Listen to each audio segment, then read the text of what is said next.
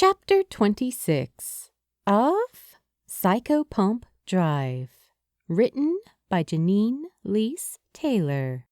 Read aloud by Skaya Simaru.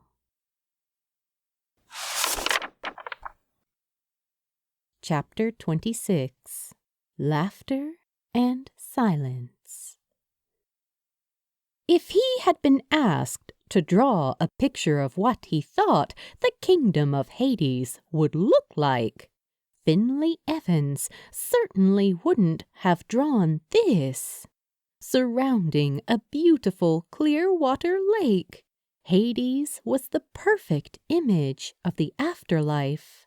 Trees and colorful plants grew in abundance, healthy and vibrant, and practically vibrating with insect life.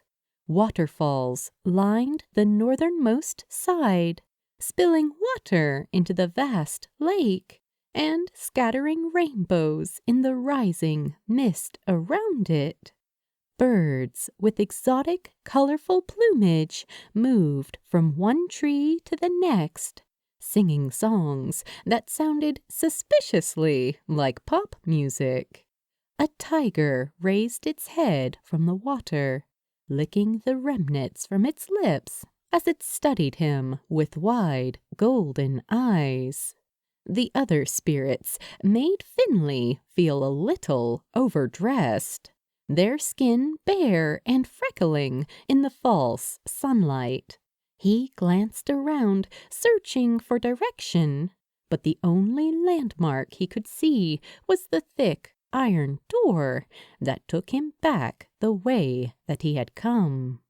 Sensing his arrival, an older man made his way towards him with his hands outstretched. Finley blushed and raised his line of sight as he stopped in front of him. "Welcome," the man chirped warmly. "Do not be afraid." "Not afraid," Finley replied. "Just, not sure where to look." The older spirit chuckled.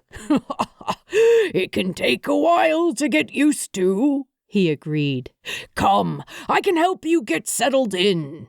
"No, that's all right," the Amorini continued, watching the birds in the trees above them. "I'm not here to stay. I'm looking for someone." "Oh?" The man's tone was questioning, interested. "If you have family here, we will be happy to locate them for you." "I'm actually looking to speak with a goddess," he explained. "Do you know where I can find Dia Tacita?" When silence greeted him, he brought his green eyes down to examine the other spirit's face, surprised by the man's change in demeanor. He was frowning, his dark eyebrows tilted downward in two aggressive lines. Did I say something wrong?" Finley asked. "We do not speak that name here," the spirit growled. "She brings only misery and ruin. Nothing good can come of an audience with her." The cat spirit shook his head. "It's important," he pressed. "There are things happening in the world of the living, things that only she can help with." "Find another way," the spirit guide snapped, twisting his body away from him. "No one here is going to help you. I guarantee that." Finley's dark ears lowered, his tail wrapping around his ankle. "Please," he emphasized. "I wouldn't ask if it wasn't important." When the spirit ignored him and began to walk back towards the lake, he rushed forward and took a hold of his arm. "I have someone back on the surface that I need to protect," he continued. "Only the goddess's magic can help us." All right, the spirit conceded. "But I will only take you as far as her path. You can find the rest of the way yourself." He screwed up his face in distaste. "I won't risk her curse for any old sightseeing trips." Thank you, Finley breathed, and released his hold on the man. I do appreciate it. This is a lesson you best learn on your own, the man grunted. The path to Diatasita's temple was high above the rest of the world, suspended in the air with magic Finley didn't quite understand or fully believe. The wooden slats of the bridge appeared to connect with nothing but air, the gaps between each point making his non-existent stomach drop into his shoes. Hugging the side of the gray and purple mountains, the path climbed up towards the level of the clouds, and, as the wood underfoot gave way to stone, the spirit guide pulled back from him with a shake of his head. I won't put a single toe on that mountain, he stated. Finley turned his head to examine the rest of the path, surprised to see that he was not alone. A figure stood by the gateway ahead, their back to him. A distinct black shape behind them resembled a tail from this distance. Thank you for bringing me here, the Amarini offered the other spirit. I'm sorry for bothering you with this, but I promise you, there were no other options. The spirit's expression softened. We do strange things for the ones we love, he breathed. Best of luck to you, young one.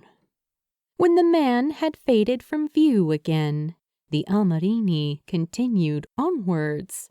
The stone path crunched under his feet, the sensation taking him back to childhood days of exploration and adventure.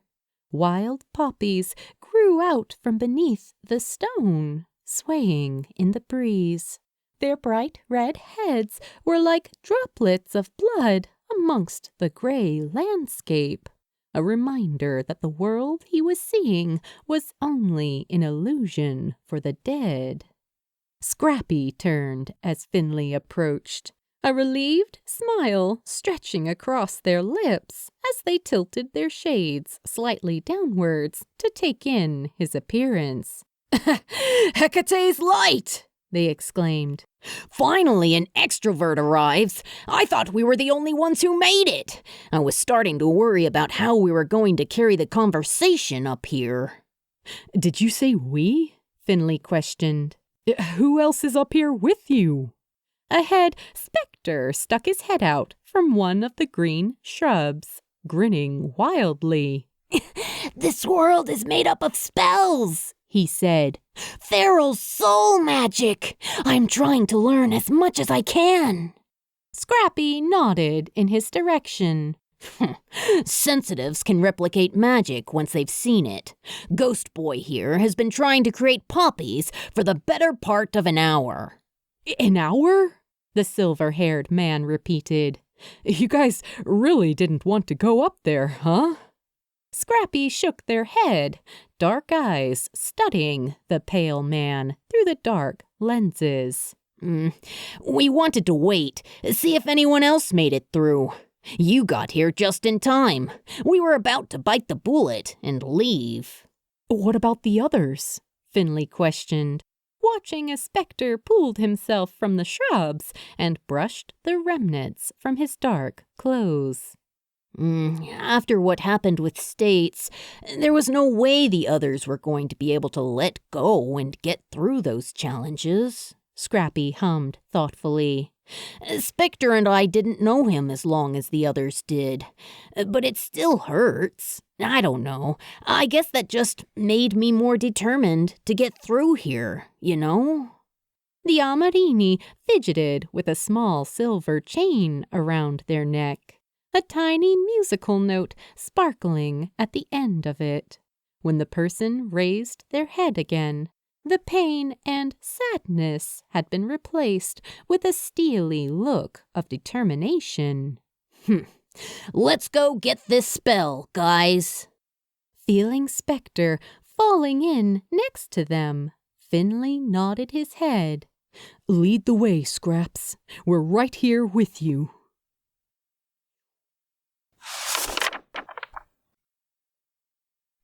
The Temple of Silence was a round-edged building, crafted with rows and rows of perfectly white, symmetrical columns and threads of hunter-green ivy and vivacious fuchsia plants.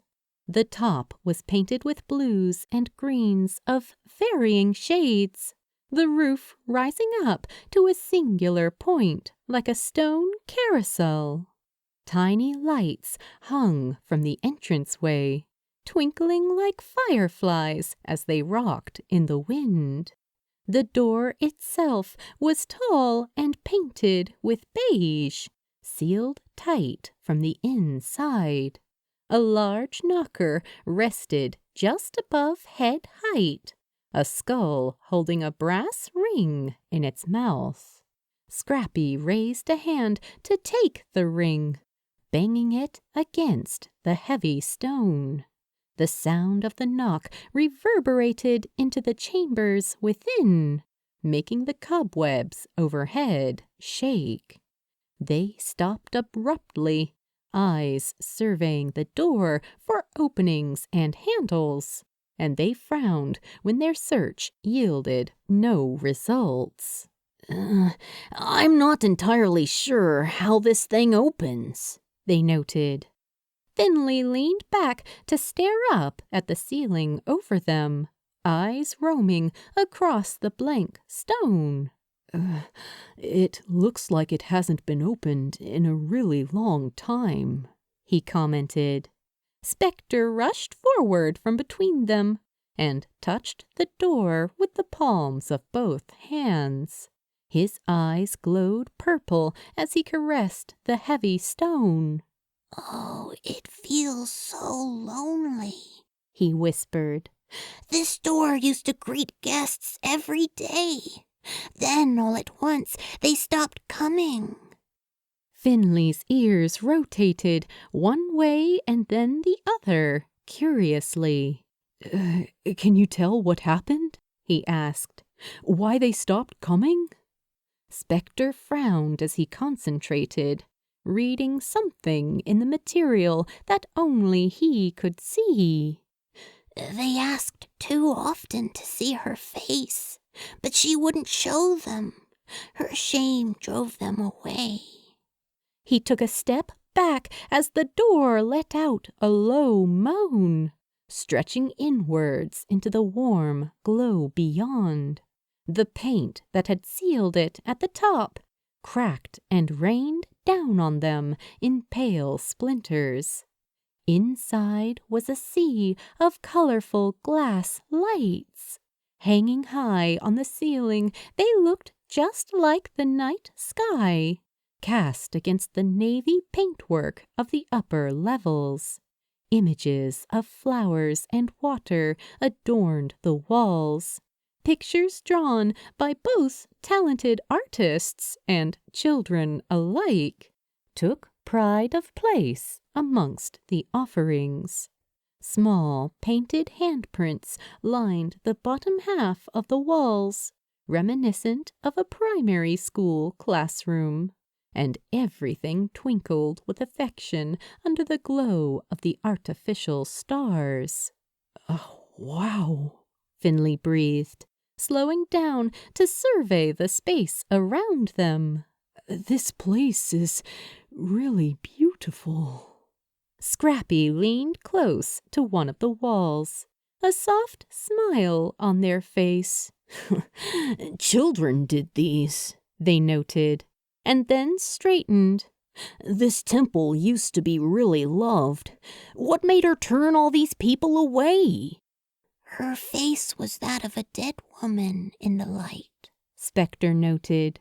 "She was afraid to turn their joy to terror, just like she had with their parents. She thought it would be better if the children never saw that she was all alone inside." "That's so sad," Scrappy commented, reaching out to trace a hand across one of the children's handprints on the wall. They seemed so much smaller than their own hand. I can't even imagine what it must have felt like to lose all of this. And I would never want you to, young Amorini. Scrappy's ever-present sunglasses reflected the false starlight as they lifted their head towards the voice. Dressed in soft gray fabric, a woman began to descend into the chamber from the upper levels, her hand caressing the banister as she walked. A thin, graying veil covered her from head to chest, golden accessories fashioning it to her long waves of dark hair. Beads hung around her forehead, twinkling in the lights from above, and golden bangles adorned her slender, olive-skinned arms. Lady Diatasita, Scrappy breathed, bowing their head respectfully. The goddess of silence, Finley whispered, wide-eyed as she approached them. The goddess moved with a gentle elegance, like the way a swan would land on the surface of the water. Her small white heels clicked on the stone, and every part of her radiated with light and energy. It was hard to imagine such a spirit being capable of the kind of harm that the dead of Hades suspected. She stopped in front of him, taller but only by a few inches, and she bowed her head in greeting. He mimicked the motion, his tail wagging with interest behind him. It's a pleasure to meet you, my lady, he said. Somewhere beneath the veil, he sensed that she was smiling. It is nice to have guests again, she responded softly, her voice like that of a gentle brook, bubbling as it coursed over a valley of small, round rocks. To what do I owe this unexpected visit? We've come from the in-between, Lady Tasita, Scrappy explained, coming forward to stand at the goddess's side. We wanted to speak to you about your spell of silence, the one we used to hide the Grimms and Amorini from the living. Ah, yes, the woman acknowledged. It has been a great many years, but I remember it well. I'm not sure how well news travels this far down, my lady, but we have discovered that there is a new type of hollow, one that can wipe out both gods and the other spirits of the in-between, Finley explained. We've come in search of a much stronger spell. The goddess drew back slightly, her right hand twitching up towards her veil. A new hollow? After all this time? How is that possible? The dark-skinned Amorini lowered their head. Maka, one of the daughters of Dawn, fell to the corruptors. She was tainted. The goddess shifted her weight from one foot to the other. If the guardians of the gate can fall, what hope is there? She breathed. We were hoping you could craft a new spell, Finley pressed. Something stronger, more than just tricks. We need real power, power that can give us the upper hand again. Diatasita tilted her head away. I am afraid that you have wasted a trip. She turned back the way that she had come, pulling her dress tightly around her tiny body. I cannot help you. No, Finley interjected, his voice breaking on the edge of her words. You won't just push us away like the others. We can't leave without your help. Finn, Scrappy urged, clenching their jaw tightly. Diatasita froze in place, tensed with anger. Do not pretend that you know what I have been through, little spirit." Her tone was a simmering heat, threatening to boil over. "I was alive a millennia before you even became a concept." "We know that you've been hurting, all alone in this place," Finley continued, motioning his hands animatedly as he spoke, following her as she began to stalk across the vast marble floor. "But you can't just seal yourself away for all eternity like this." A pain like a mother who has lost her children. A weakness you must use to strengthen your walls. You cannot bear to feel their eyes on you, lost in the fever of their fear," Spectre whispered as he read her. Diatasita angled her head to look back at them over one shoulder. Through the thin material of the veil, he could just about make out the curve of a skull, the dark spaces where her eyes were. "I did what was right," she said. "I would rather that they thought I didn't love them than for them to fear me as the others do." "But it still hurts you to lose them," Finley argued. "So what difference does it make?" The goddess sighed. "Oh, this place is a temple of silence. Children's laughter does not belong here any more than a weed belongs in Hades' perfect garden." "Says who?" Finley argued. "You're a goddess. If you don't control this realm, then who does?" "No one worships by my stones anymore," she countered, her tone flat with acceptance. "My power is not what it once was." "So you feel that you deserve an eternity of punishment instead?" Finley carried on, edging closer to her.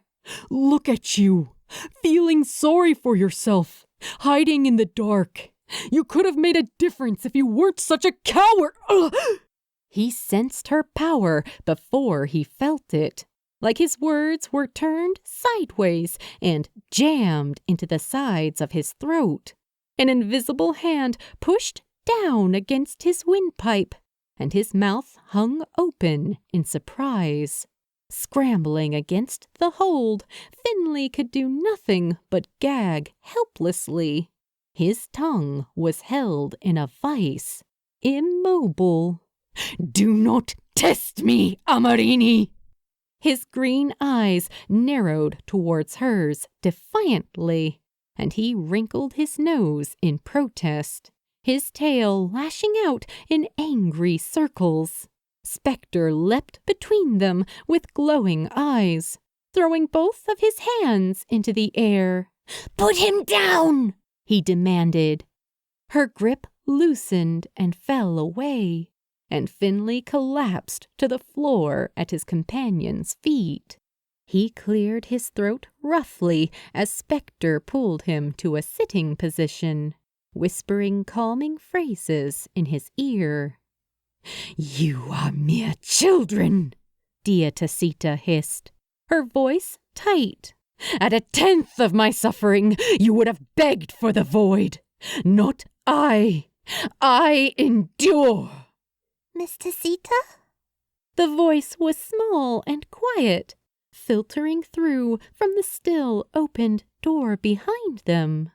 The goddess hesitated, dropping both her hands to her sides as she froze in place. Scrappy turned to look back at the entranceway as they stepped closer to the other Amarini protectively. The door stood ajar where it had not fully closed behind them, and the form of a young girl was standing in the sunlight behind it, her hands holding tightly to the stone. Her hair was light as honey, braided lovingly around the sides of her face. She couldn't have been more than 6 or 7. Unlike the other ghosts of the afterlife, she was dressed all in white, a sleeveless dress covering her tiny form. Another head appeared next to hers, belonging to another child of a similar age. The boy was dark-skinned with a puff of black hair, dressed in a blue silk shirt and trousers. He looked inside nervously, his expression more guarded than that of the girl. Is it okay if we come in and play with you again? The little girl asked as they slipped inside. We saw your door was open. The goddess allowed herself to glance back at them, the previous anger in her body language evaporating. From behind the cover of the veil, Finley heard her almost silent intake of breath. See? They still want to come and see you, Finley soothed, setting his own anger aside as well. You don't have to be alone. They're not children anymore. They're spirits, just like you are. They'll understand. But what if they see me and they leave? Diatasita whimpered. I don't think they will, Scrappy said knowingly, as they reached out and took the woman's hand in their own. Come on, let them see you. The goddess stepped out into the lamplight, the blues and purples washing over her like a magic spell. She reached to either side of her veil and raised it with shaking hands, and the bleached white bone beneath twinkled as surely as any of her jewelry did. The boy was the first to bound forward, and she knelt to meet his inquisitive hands, feeling the tiny fingers as they caressed the bones of her face. "You are not afraid of me?" she asked. I think skulls are cool. The boy grinned brightly. He was missing one tooth in the bottom row, a charming detail of his face. The girl appeared at his side, looking up at her in amazement. Is this why you wouldn't let us come play with you? She questioned wisely. Diatasita nodded slowly, ribbons of her dark hair falling around her face. The little girl wrinkled her nose. That's silly, she said.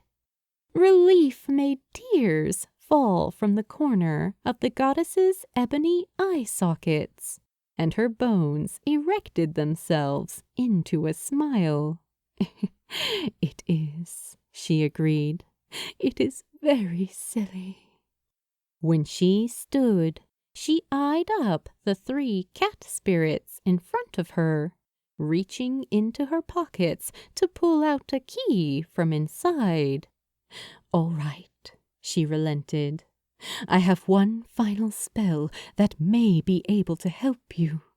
Come with me, and don't touch anything."